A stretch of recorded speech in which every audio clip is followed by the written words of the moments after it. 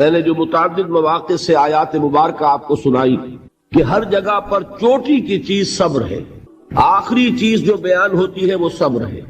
سورۃ العصر میں آخری بات وَتَوَاصَوْا بِالصَّبْرِ یا ایھا الذین آمنوا استعینوا بالصبر والصلاۃ، اے ایمان والو مدد حاصل کرو صبر سے اور نماز سے۔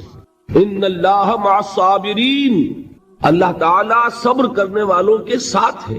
اور پھر آگے چل کر وبشر الصابرین الذین اذا اصابتهم مصیبۃ قالوا انا للہ وانا الیہ راجعون، اے نبی بشارت دیجئے، خوشخبری دیجئے ان صبر کرنے والوں کو کہ جن پر جب بھی کوئی تکلیف یا مصیبت نازل ہوتی ہے تو کہتے ہیں کہ ہم اللہ ہی کے ہیں اور اللہ ہی کی طرف ہمیں لوٹ جانا ہے۔ صبر کا مفہوم ہے اپنے آپ کو تھامنا، روکنا، برداشت کرنا، تحمل کرنا، اور جو بھی اپنا ایک طے شدہ مقصد ہے کسی بھی مخالفت سے بددل ہوئے بغیر، کسی بھی تکلیف یا مصیبت سے ہراساں ہوئے بغیر اس کی طرف پیش قدمی کیے چلے جانا۔ بڑی سخت سردی پڑ رہی ہے، فجر کا وقت ہے، گرم پانی کا اہتمام نہیں ہے، اب اس وقت فجر کی نماز کے لیے اٹھنا، ٹھنڈا پانی اگر ہے تو وضو تو کرنا ہوگا، اس ٹھنڈے پانی سے وضو کرنا، اس وقت لحاف سے نکلنا ہی بہت مشکل، ٹھنڈے پانی سے وضو کرنا اور مصیبت۔ یہ جب تک انسان میں صبر کا مادہ نہ ہوگا ممکن ہی نہیں۔ اس کو کہیں گے صبر علی الطاعہ، اطاعت پر صبر کرنا۔ ناگواری محسوس ہو رہی ہے لیکن اس ناگواری کو برداشت کرتے ہوئے انسان اللہ کے حکم کے اوپر جمع رہے، اللہ کے حکم پر عمل کرے۔ یہ کیا ہے؟ یہ صبر ہے۔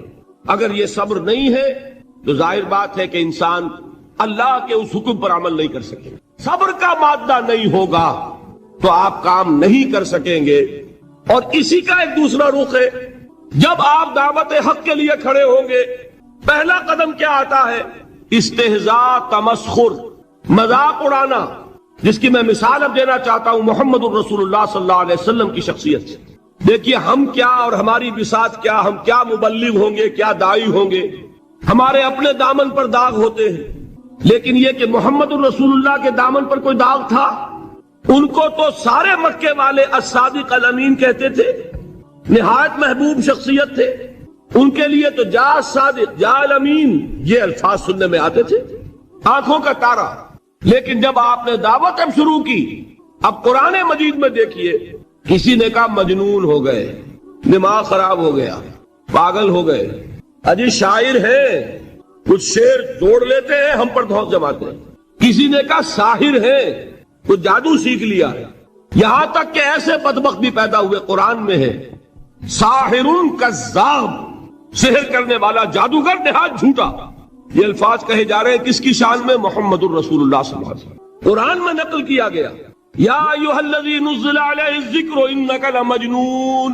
کبھی آپ نے اس کا ترجمہ سوچا؟ اے وہ شخص، دیکھیے تصور کیجئے حضور جا رہے ہیں، تشریف لے جا رہے ہیں، کسی دعوت میں ہے، تبلیغ میں، یا ویسے ہی تشریف لے جا رہے ہیں، اور کوئی ایک دم گھٹا ہے لوگوں کا، ادھر سے فقرہ آتا ہے، تیر کی طرح لگتا ہے دل میں جا کر محمد کے صلی اللہ علیہ وسلم۔ اے وہ شخص جس کا یہ خیال ہے کہ اس پر کوئی ذکر نازل ہو رہا ہے، ہمارے خیال میں تو تمہارا دماغ خراب ہو گیا۔ یا ایھا الذی نزل علیہ الذکر انک لمجنون، کہا کہ نہیں کہا؟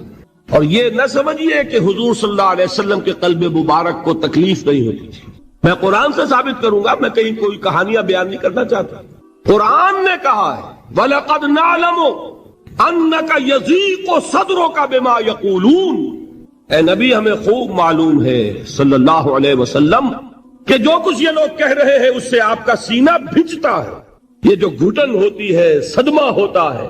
انکا یضیق صدرک بما یقولون، ہمیں خوب معلوم ہے کہ جو کچھ یہ باتیں آپ کو سننی پڑ رہی ہیں، یہ کڑوی کسیلی باتیں، یہ جو فکرے چست ہو رہے ہیں، استہزاء ہو رہا ہے، تمسخر ہو رہا ہے۔ سورہ حجر میں ہے، ایک جگہ کھڑے ہوئے لوگ قرآن کا مذاق اڑا رہے ہیں، بھائی فلاں آیت تم لے جانا، فلاں آیت میری ہوگی، اس کے ٹکڑے کر رہے ہیں، اس کے ٹکڑے حصے بکھرے کر کے قیمہ بنا کر ان آیات کا تمسخر اڑا رہے ہیں۔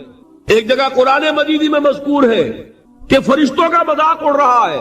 بھائی یہ دیکھو محمد نے کہا ہے صلی اللہ علیہ وسلم کہ جہنم پر تو کل 19 فرشتے ہیں، علیہا 19 قرآن میں آیت نازل ہوئی، ایک پہلوان کہتا بھائی 10 کو تو میں سنبھال لوں گا، باقی 9 کا تم انتظار کر لو۔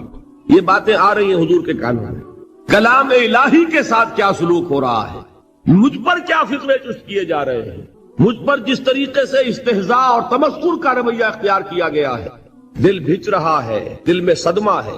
دیکھیے سورہ نون ہے، اور میرے نزدیک یہ دوسری وحی ہے جو حضور پر نازل ہوئی ہے، اس کی ابتدائی آیات، نون والقلم وما یسطرون ما انت بنعمت ربک بمجنون وان لک لاجرا غیر ممنون وانک لعلی خلق عظیم فستبصر ویبصرون بأیکم المفتون ان ربک هو یعلم بمن ضل عن سبیلہ وهو اعلم بالمہتدین۔ نون قسم ہے قلم کی اور جو کچھ یہ لکھتے ہیں۔ اے نبی آپ اپنے رب کی نعمت سے مجنون نہیں ہیں۔ یہ کیوں کہا جا رہا ہے؟ حضور کو جو صدمہ پہنچا ہے وہی نازل ہوئی ہے دل جوئی کے لیے، تسلی کے لیے۔ آپ کیوں برا منا رہے ہیں؟ اے نبی آپ کیوں صدمہ اور رنج اور اندوہ محسوس کر رہے ہیں؟ ان بدبختوں کے کہنے سے کوئی آپ مجنون ہو جائیں گے؟ مانتا بے نعمت ربک بمجنون وَإِنَّ لَكَ لَأَجْرًا غَيْرَ مَمْنُونَ۔ آپ کو جو یہ صبر کرنا پڑ رہا ہے، آپ کو جو یہ جھیلنا پڑ رہا ہے، اس کی وجہ سے آپ کو وہ اجر ملے گا جس کا سلسلہ کبھی منقطع نہیں ہوگا۔ وَإِنَّكَ لَعَلَىٰ خُلُقٍ عَظِيمٍ، اور اے نبی آپ تو خلق عظیم کے حامل ہیں۔ آپ کا اخلاق، آپ کا کردار، آپ کی سیرت، آپ کی شخصیت میں طہارت، نفاست، پاکیزگی، آج تک دنیا نے کوئی پاگل، کوئی مجنون ایسا بھی دیکھا؟ یہ ساری باتیں اللہ تعالیٰ حضور کی دلجوئی کے لیے فرما رہے ہیں۔ اس سے آپ اندازہ کیجئے کہ کتنا صدمہ ہوتا ہوگا۔ یہی ہے، اس ساری چیز کو جمع کیجئے تو یہ چیز کیا ہے؟ وَاصْبِرْ عَلَىٰ مَا يَقُولُونَ وَاهْجُرْهُمْ هَجْرًا جَمِيلًا۔ صبر کرو اے نبی، صبر کرو اے محمد صلی اللہ علیہ وسلم، جھیلو اور برداشت کرو اس پر جو یہ کہہ رہے ہیں۔ یریدون لیطفئوا نور اللہ بافواہہم، یہ چاہتے ہیں کہ اللہ کے نور کو اپنے منہ سے بجھا دے، پھونکے مار کے ہی بس۔ نور خدا ہے کفر کی حرکت پہ خندہ زن، پھونکوں سے یہ چراغ بجھایا نہ جائے گا۔ یریدون لیطفئوا نور اللہ بافواہہم واللہ متم نورہ ولو کرہ الکافرون، یہ چاہتے ہیں کہ اپنے منہ کی پھونکوں سے اللہ کے نور کو بجھا دیں، حالانکہ اللہ تعالیٰ تو اپنے نور کا اتمام فرما کر رہے گا، خواہ ان کافروں کو کتنا ہی ناگوار ہو۔ اس کی ترجمانی ہے نور خدا ہے کفر کی حرکت پہ خنددن، پھونکوں سے یہ چراغ بجھایا نہ جائے گا۔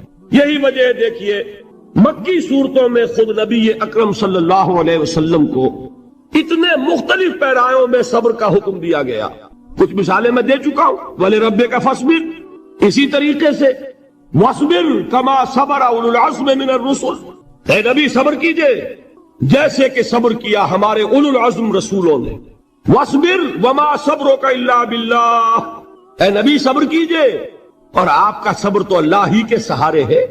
وَاصْبِرْ لِحُكْمِ رَبِّكَ، یہ سورہ نون جس کی ابتدائی آیات میں نے آپ کو سنائی، نون والقلم وما یسطرون ما انت بنعمت ربک بمجنون، اس کا اختتام کیا ہوتا ہے؟ وَاصْبِرْ لِحُكْمِ رَبِّكَ وَلَا تَكُنْ كَصَاحِبِ الْحُوتِ إِذْ نَادَىٰ وَهُوَ مَكْظُومٌ، اے نبی صبر کیجئے اپنے رب کے فیصلے کا، انتظار کیجئے اور اس مچھلی والے کے مانند نہ ہو جائیے۔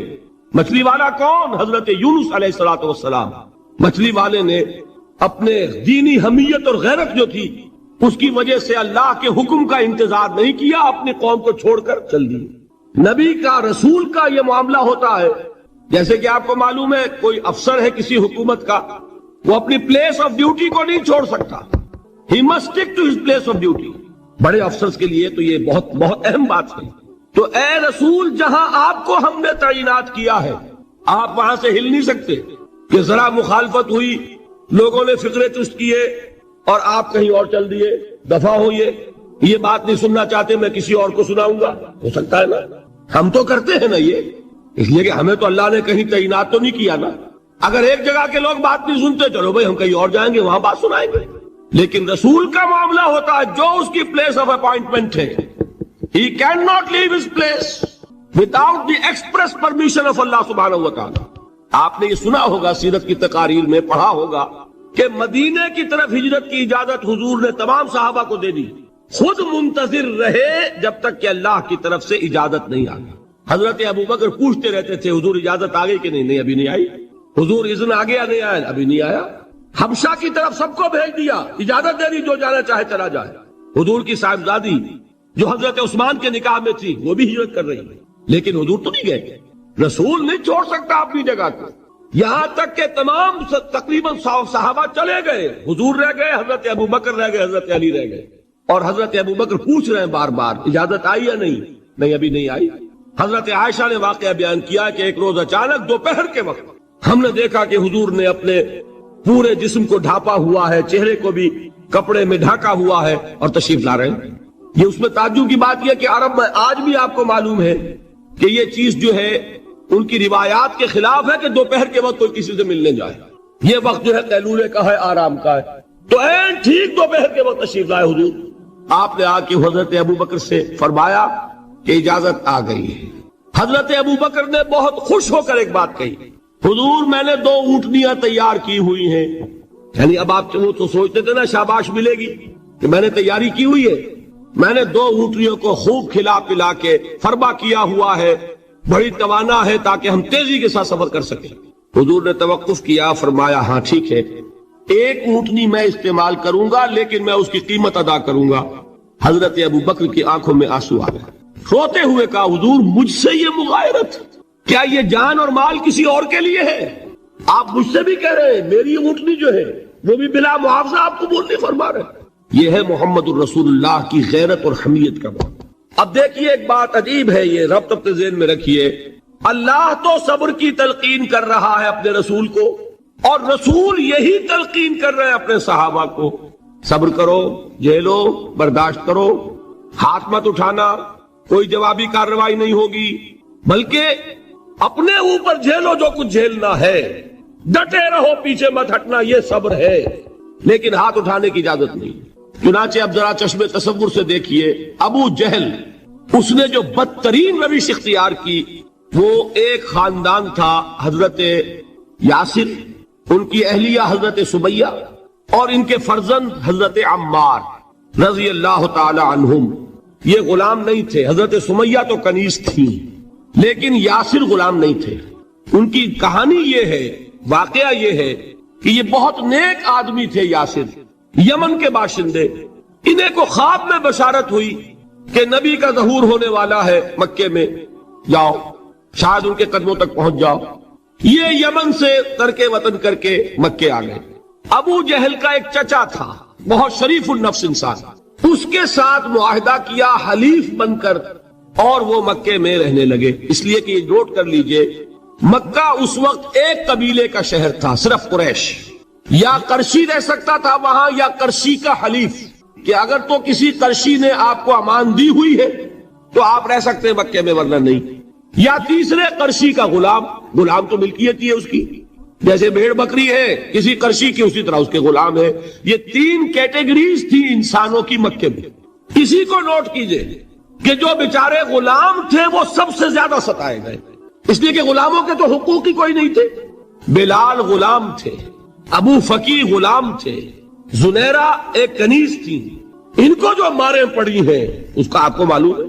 حضرت بلال کے ساتھ جو کچھ امیہ ابن خلف نے کیا، کہ جس طریقے سے کہ حیوانوں کی لاشیں جو ہے کھینچ کر گھسیٹ کر لے جائی جاتی ہیں، ان کی گردن میں رسی ڈال کر گھسیٹتے، اسی طریقے سے حضرت بلال کے گردن میں رسی ڈال کر ٹھیک دوپہر کے وقت مکے کی سنگلاخ گلیوں کے اندر گھسیٹا جاتا تھا۔ نیچے زمین جل رہی ہے توے کی طرح، اور ویسا بھی ہوتا تھا کہ چت لٹا دیا، اوپر سے وہ آگ مکے کا کہ سورج جو ہے ذرا نوٹ کیجئے، آگ برسا رہا، نیچے زمین توے کی طرح جل رہی ہے، اور ایک بھاری سل بھی لا کر جو ہے سر پر رکھ دی، چھاتی پر رکھ دی گئی ہے کہ آواز نہیں نکل رہی، جھاگ نکل رہے منہ سے، لیکن اس حال میں بھی احد احد احد، ایک اللہ، قل هو اللہ احد، الفاظ نکل رہے۔ یہ ہے وہ صبر، صبر علی الابتلاء، صبر علی الایذاء، یہ ابتلاء اور ایذاء پر صبر ہے۔ جھیلو، برداشت کرو، اس توحید پر قائم رہو، محمد کی رسالت کے اقرار کرتے رہو صلی اللہ علیہ وسلم، لیکن ہاتھ نہیں اٹھانا۔ اب میں آپ کو بتا رہا تھا یہ تو غلام تھے، یہ جو تھے یاسر یہ حلیف تھے، غلام تو نہیں تھے نا۔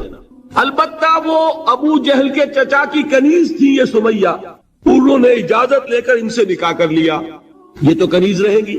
بیٹا جو ہوا وہ بھی ایک طرح سے، اگر ہم اس قرآن کو کسی پہاڑ پر اتار دیتے لَرَأَيْتَهُ خَاشِعًا مُتَصَدِّعًا مِّنْ خَشْيَةِ اللَّهِ، تو تم دیکھتے کہ وہ پہاڑ دب جاتا، پھٹ جاتا اللہ تعالیٰ کے خوف اور خشیت سے۔ وَتِلْكَ الْأَمْثَالُ نَضْرِبُهَا لِلنَّاسِ، اور یہ مثالیں ہیں جو ہم لوگوں کے لیے بیان کرتے ہیں، لعلہم یتفکرون، شاید کہ وہ تفکر کریں، غور و فکر کریں۔ قرآن مجید میں وہ مضامین جو بہت لطیف ہوتے ہیں، بہت لطیف ہوتے ہیں، جن کا ادراک عام انسانی عقل سے ماورا ہے، اس کے لیے تمثیلیں بیان کی جاتی ہیں۔ ما لا یدرک کلہ لا یترک کلہ، اگر وہ مضمون بتمام و کمال سمجھ میں نہیں آ سکتا تو کچھ تو آ جائے تمثیل کے حوالے سے، اگر غور و فکر کریں گے تو بات سمجھ میں آ جائے گی۔ اب اس تمثیل کے حوالے سے سب سے اہم مقام جو ہے قرآن مجید کے اس اصول کے تحت کہ القرآن یفسر بعضہ بعضا، قرآن کا ایک حصہ دوسرے حصے کی تفسیر کرتا ہے۔ سورہ اعراف میں یہ واقعہ مذکور ہے کہ جب حضرت موسیٰ علیہ السلام کوہ طور پر گئے تورات لینے کے لیے، تو وہاں انہوں نے اللہ سے ایک خواہش کا، ایک درخواست کا اظہار کیا۔ مخاطبہ اور مکالمہ تو اس سے پہلے بھی ہو چکا تھا، اب یہ شوق رب ارنی انظر الیک، پروردگار اب دیدار بھی عطا فرما دے۔ پردے کے پیچھے سے بات تو ہوتی رہی ہے اور ہو رہی ہے، لیکن دیدار بھی عطا کر۔ اللہ نے فرمایا لن ترانی، تم مجھے ہرگز نہیں دیکھ سکتے، ولکن انظر الی الجبل، لیکن وہ سامنے والے پہاڑ پر نگاہ جماؤ، فإن استقر مکانہ فسوف ترانی، اگر وہ اپنے مقام پر قائم رہ جائے، ہم اپنی ایک تجلی اس پر ڈالیں گے، اگر وہ جھیل جائے اس تجلی کو تو تم بھی سوچنا کہ ہمارا دیدار کر سکو۔ فلما تجلی ربہ للجبل، جب اللہ نے اپنی تجلی ڈالی اس پہاڑ پر، جعلہ دکن، تو وہ پھٹ گیا، ریزہ ریزہ ہو گیا۔ وخر موسیٰ صعقا، اور حضرت موسیٰ بے ہوش ہو کر گر گئے۔ حالانکہ تجلی براہ راست حضرت موسیٰ پر نہیں تھی، تجلی پہاڑ پر تھی، اور حضرت موسیٰ بالواسطہ اس تجلی کا مشاہدہ کر رہے تھے، لیکن اس تجلی کا نتیجہ کیا نکلا؟ پہاڑ پھٹ گیا، ریزہ ریزہ ہو گیا، اور حضرت موسیٰ بے ہوش ہو کر گئے۔ اب یہ واقعہ ہے، وہاں تو تمثیل بیان ہوئی اور یہ واقعہ ہے۔ تو جو اثر اللہ تعالیٰ کی ذات کی تجلی کا ہے، وہی اثر اللہ کی جو صفت ہے کلام، اس کی تجلی کا، اس لیے کہ صفت کس کی ہے؟ اللہ کی ہے۔ صفات ذات حق، حق سے جدا یا عین ذات، متکلمین اس مسئلے کا حل ہی نہیں کر پائے۔ کلام اللہ کی صفت ہے، اس کی صفت کی بھی وہی تاثیر ہے۔ یہ آیت قرآن مجید کی عظمت کو واضح کرتی ہے جیسے کہ وہ ہے فی نفسہ ہی۔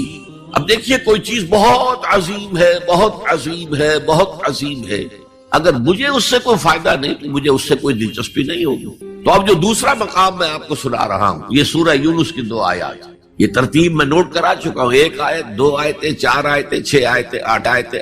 فرمایا یا ایھا الناس قد جاءتکم موعظۃ من ربکم وشفاء لما فی الصدور وہدی ورحمۃ للمؤمنین قل بفضل اللہ وبرحمتہ فلذلک فلیفرحوا هو خیر مما یجمعون۔ اے لوگو، تمہارے پاس آ گئی ہے نصیحت، موعظت تمہارے رب کی طرف سے۔ وہ صرف موعظت نہیں ہے، سینوں کے اندر جو روگ ہیں، جو امراض ہیں، ان کا علاج بھی ہے، شفا بھی ہے، شفاء لما فی الصدور۔ تیسرے درجے میں وہ ہدایت ہے، وہ بتاتی ہے کدھر جاؤ کدھر نہ جاؤ۔ جیسے آپ نے دیکھا ہوگا پہاڑی راستوں پر قدم قدم کے اوپر کوشن ہوتا ہے، یہاں سپیڈ کم کر لو ورنہ تم کسی کھائی میں جا گرو گے۔ تو یہ ہدایت کیا ہے؟ دیکھو ادھر مت جانا، ادھر جاؤ، اگر ادھر جاؤ گے تمہارا سارا معاملہ تل پٹ ہو۔ یہ ہے ہدایت۔ اور جو چیز دنیا میں ہدایت ہے وہ آخرت میں رحمت ہے، ہدی ورحمۃ للمؤمنین۔ اب میں چاہتا ہوں ان 4 الفاظ میں جو ربط ہے اسے سمجھیں۔ دیکھیے اگر کسی ایسی زمین پر بارش برسے جو اوپر سے بہت سخت ہے تو پانی بہہ جائے گا، زمین میں جذب نہیں ہوگا تو کوئی رویدگی پیدا نہیں ہوگی۔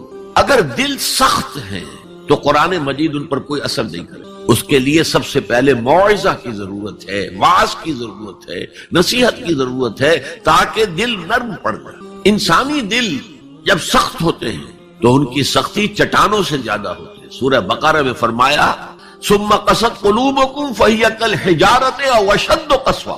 یہودیوں سے خطاب ہے، ثم قست قلوبکم من بعد ذلک فہی کالحجارۃ او اشد قسوہ.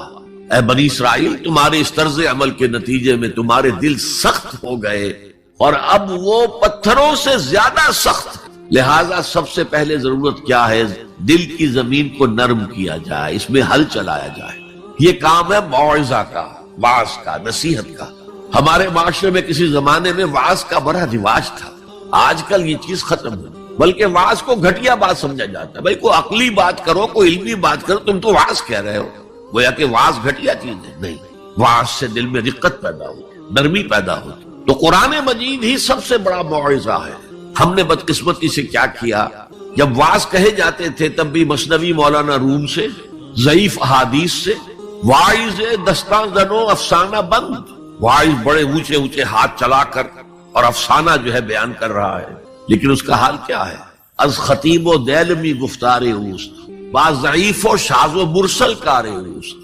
وہ خطیب بغدادی یا دیلمی کی جو احادیث ہیں، جو سب سے گھٹیا درجے کی کتابیں حدیث کی، سب سے کم تر درجے کی کتابیں حدیث کی، ضعیف کتابوں کے یوں سمجھئے کہ بہت بڑے مجموعے، وہاں سے وہ حدیثیں لا رہا ہے.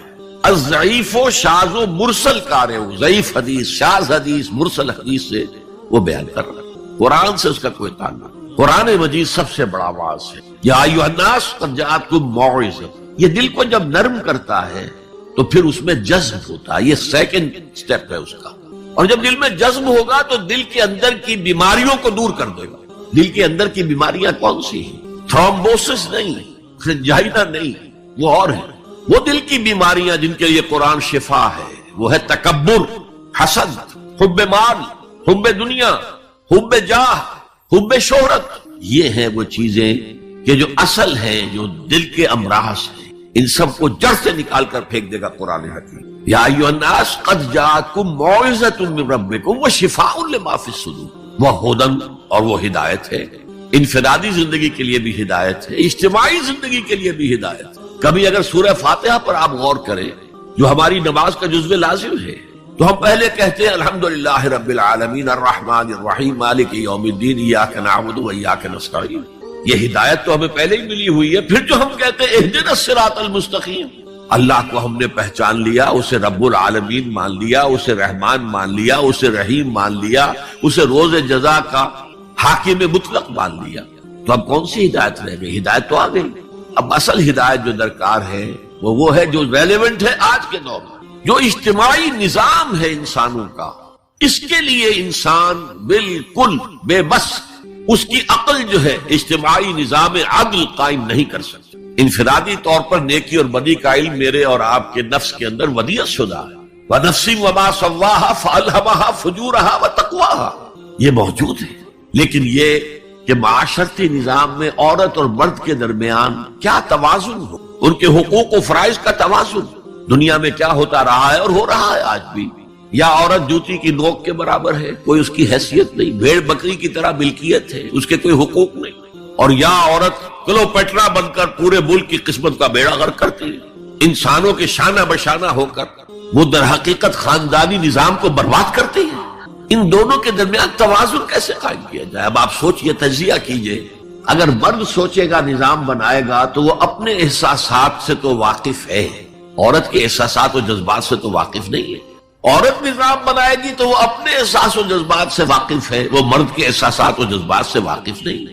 یہ عادلانہ نظام وہی ہستی دے سکتی ہے جس نے مرد کو بھی پیدا کیا، عورت کو بھی پیدا کیا. ایک ایمپلائر ایمپلائی ریلیشن شپ ہے، کارخانے دار ہے، وہ لوگوں کو رکھتا ہے مزدور. اب جو بھی پروڈکشن ہو رہی ہے، جو نفع ہو رہا ہے، اس میں کتنا حصہ مزدور کا ہونا چاہیے، کتنا سرمایہ دار کا ہونا چاہیے، کون طے کرے گا؟ یا سرمایہ دارانہ نظام بن جائے گا اور مزدور کمر توڑنے والی محنت کرنے کے باوجود زندگی کے بنیادی جو تقاضے ہیں ان کو بھی حاصل نہیں کر سکے گا. میں نے آپ کے ممبئی شہر میں جو اس وقت دیکھا ہے، یہ جو چھوٹے چھوٹے خانے بنے ہوئے کبوتروں کے سے جن میں انسان رہ رہے ہیں اور پوری زندگی ان میں گزارتے ہیں.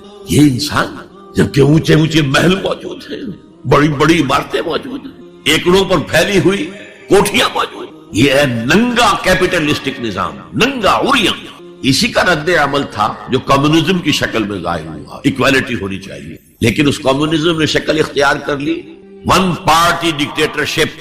تمہیں کوئی حق حاصل نہیں ہے، نہ کچھ کہہ سکتے ہو، نہ تنقید کر سکتے ہو، نہ رائٹ آف ایسوسیشن ہے، نہ right of expression of opinion ہے. بس کام کرو، تنخواہ لو، روٹی کھاؤ، اللہ اللہ خیر سکتا. یہی وجہ ہے کہ وہ نظام بھی مر گیا. اسی طریقے سے کسی بھی نظام میں اگرچہ حاکم مطلق تو اللہ ہے، پھر بھی کوئی نظام آپ بنائیں گے تو کچھ حکام ہوں گے، اولو الامر ہوں گے. خلافت راشدہ میں بھی تھے نا، امیر المومنین تھے، اولو الامر تھے. عوام میں اور ان کے درمیان حقوق و اختیار کا توازن کیا ہو، کون طے کرے گا؟ اولو الامر تو چاہیں گے سارے اختیارات ہمارے پاس ہوں، ٹوٹلیٹیرین سٹیٹ قائم ہو جائے گی. عوام چاہیں گے ہمارے پاس ہو اور ہمیں اتنی آزادی ہو کہ مادر پدر آزاد ہو جائیں، جو چاہے کریں. ہومو سیکسول ہو جائیں، ہومو سیکسول میرجز کریں، ہمیں کوئی روکنے والا نہ ہو. تو میں نے آپ کو بتایا اجتماعی نظام کے یہ 3 گوشے ہیں: معاشرتی نظام، معاشی نظام، سیاسی نظام. آج کے انسان کی اصل ضرورت ہے، اس لیے کہ اس طرح کا ہمہ گیر نظام اس سے پہلے تھا ہی نہیں. لوگوں کو آزادیاں تھیں. آج آپ کا پورا تعلیمی نظام بھی اسی نظام کے تحت ہے. آپ کہاں لے جائیں گے اپنے بچوں کو؟ آپ ان کے حوالے کر کے اپنے ہاتھ دھو لیتے ہیں. You wash your hands of your children. وہ نظام جو چاہے گا بنا دے گا ان کو. گلا تو گھونٹ دیا اہل مدرسہ نے تیرا، کہاں سے آئے صدا لا الہ الا اللہ؟ کیا کریں گے؟ انہیں کہیں کسی تہخانے میں تو بند نہیں کر سکتے. آپ اپنے گھر میں ٹیلی ویژن نہیں لائیں گے، وہ جا کر دکان پہ دیکھیں گے. جب تک نظام درست نہ ہو، اور نظام کی ہدایت ہے جو قرآن نے دی ہے اصل، ورنہ اخلاقیات کا معاملہ میں آپ سے عرض کر دوں کہ یہ تو نوع انسانی کی مشترک میراث ہے. سچ بولنا اچھا ہے، جھوٹ بولنا برا ہے، کون نہیں جانتا؟ کیا ہندو نہیں جانتا؟ کیا بدھ مت کا پیرو نہیں جانتا؟ وعدہ کرنا اچھا ہے، وعدہ خلافی بری ہے، کون نہیں جانتا؟ عیسائی نہیں جانتا، یہودی نہیں جانتا، سب جانتا. بیسک ہیومن مورالٹی تو ہمارے اندر ہے، جیسا کہ میں نے آیت آپ کو سنائی، وَنَفْسٍ وَمَا سَوَّاهَا فَأَلْهَمَهَا فُجُورَهَا وَتَقْوَاهَا. انسان کا نفس جو اللہ نے پوری طرح تیار کر دیا، نوک پلک سنوار دی، اور اس میں نیکی اور بدی کی تمیز ودیت کر دی. لہذا اصل ہدایت ہے آج جس کی ضرورت ہے وہ اجتماعی نظام. 2 منٹ اور لے لوں آپ کے. 300 سال سے انسان اسی اجتماعی عدل کی تلاش میں ادھر سے ادھر ٹھوکرے کھا رہا ہے. کوئی 250 برس سے زیادہ ہو گئے ہیں. فرانس میں انقلاب آیا، کیوں آیا؟ یہ بادشاہت، چیمانی ادارت. بادشاہ کون ہے؟ وہ بھی انسان ہے، ہم بھی انسان ہیں. اسے کیا حق ہے کہ وہ حکومت کرے؟ لہذا انقلاب آیا، سخت خونی انقلاب آیا. لوگوں نے چاہا کہ عدل ہو، لہذا فرنچ ریولوشن آیا. لیکن چونکہ وہ ریولوشن یک طرفہ تھا، صرف سیاسی نظام بدلا، معاشی نظام نہیں بدلا. سود موجود رہا، لہذا اس کے بعد کیپٹلزم کی لعنت مسلط ہو گئی. پہلے لارڈز اینڈ بیرنز اور بڑے بڑے زمیندار اور جاگیردار سروں پر مسلط تھے، اور اب کارخانے دار اور کیپٹلسٹ مسلط ہو گئے. آج کی جمہوریت کیا ہے؟ دس از دی ڈکٹیٹرشپ آف دی کیپٹلسٹ. یہ تو اصل میں کیپٹلزم ہے، کیپٹلسٹ کی ڈکٹیٹرشپ ہے جو اس وقت ہو رہی ہے. اچھا، اس سے نجات پانے کے لیے چھلانگ لگائی دوسری طرف کمیونزم، تو وہ میں آپ کو بتا چکا ہوں. وہاں انفرادی آزادی ختم ہو گئی، اب وہ بھی مر گیا. اب فوکو یاما نے تو کتاب لکھ دی اینڈ آف ہسٹری. بس ثابت ہو گیا کہ ہمارا نظام لبرل سیکولر ڈیموکریسی اور انٹرسٹ بیسڈ کیپٹلزم، اس سے بہتر کوئی نظام ہے ہی نہیں، سب ختم ہوگا. لیکن ایک نظام ہے جس کا انہیں اندیشہ ہے، جو ابلیس کی زبان سے اقبال نے کہلوایا تھا، ہے اگر کوئی خطر مجھ کو تو اس امت سے ہے جس کی خاکستر میں ہے اب تک شرارے آرزو. خال خال اس قوم میں اب تک نظر آتے ہیں، وہ کرتے ہیں اشک سحر گاہی سے جو ظالم وضو. بڑے نیک لوگ بھی موجود ہیں، لیکن بحیثیت مجموعی امت کا حال کیا ہے؟ جانتا ہوں میں یہ امت حامل قرآن نہیں، جانتا ہوں میں یہ امت حامل قرآن نہیں، ہے وہی سرمایہ داری بندہ مومن کا دین. جانتا ہوں میں کہ مشرق کی اندھیری رات میں بے ید بیضا ہے پیرانے حرم کی آستین. پیر ہیں، مرشد ہیں، ان کی آستینوں میں ید بیضا نہیں ہے، حضرت موسیٰ والا. بہرحال فوکو یاما کی نفی کی پھر بعد میں، اور کتاب لکھی گئی کلیش آف سیویلائزیشنز، تہذیبوں کا ٹکراؤ ابھی آئے گا. تو میں اس سے زیادہ اس ایشو پر نہیں جانا چاہتا. ہدایت، انفرادی ہدایت بھی قرآن میں ہے، اور سب سے بڑھ کر اجتماعی ہدایت جس کی آج کے انسان کو سب سے زیادہ ضرورت ہے. یہ سسٹم آف سوشل جسٹس جو صرف اللہ دے سکتا ہے، اس لیے کہ کارخانے دار بھی اسی کی مخلوق ہے اور مزدور بھی اسی کی مخلوق. جو اولو الامر ہے وہ بھی اسی کے پیدا کرنا ہے، اور جو عوام ہے وہ بھی اسی کے پیدا کرنا ہے. مرد بھی اسی کا پیدا کرنا ہے، عورت بھی اس کی پیدا کرتا ہے. جیسے ایک حدیث میں آتا الخلق عیان اللہ، تمام مخلوق اللہ کے کلبے کے معنی. وہ عدل دے گا، وہ سوشل جسٹس دے گا، وہ توازن دے گا آپ کو معاشرتی نظام میں۔